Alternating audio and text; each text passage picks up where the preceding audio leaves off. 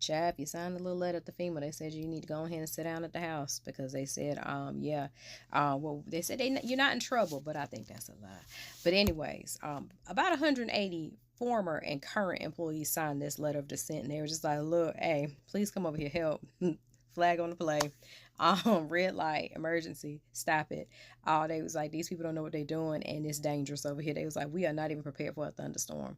They said that it's the level of employees that they have in there. If they was like, it's Katrina level, and that's real diabolical to do right now on the 20th anniversary.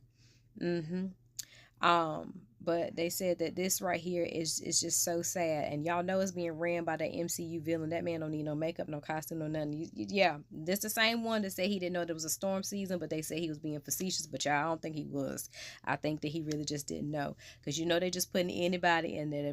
Can you sit up and blink? Okay, you got the job. All right, that's good. But anyways, y'all, this right here is it. We are in critical stages. I also want you to be aware, if y'all did not know, they did release something the early part of this month. Please make sure all your grandparents have an email address, because should something happen and FEMA funds are being released, they will not be released unless you have a current email address. So no longer will they be using like a phone number or something like that. You have to have an email address. So if you do not have an email address, baby, they said no funds for you.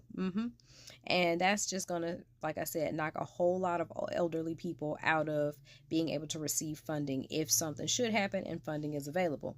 Now, one of the gripes that they do have with this situation that was in this letter is the critique of policies like the sign off of expenditures, which is like the $100,000 sign off that, anything over $100,000 has to have GNOME signature on it. And we saw what happened with that in real time with Texas.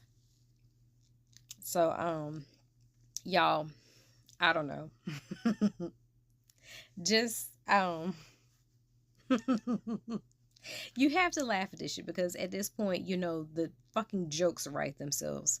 How do we not have storm assistance during storm season for our I just don't know, y'all. Here we are. America's not a real place, and at the end of the day, all you can do is pray, because y'all, they ain't got it, they don't know where to go get it, and they ain't got no plans. So in other words, ain't nobody coming should some shit pop off. Again, 20th anniversary. Like and subscribe to Mom's channel.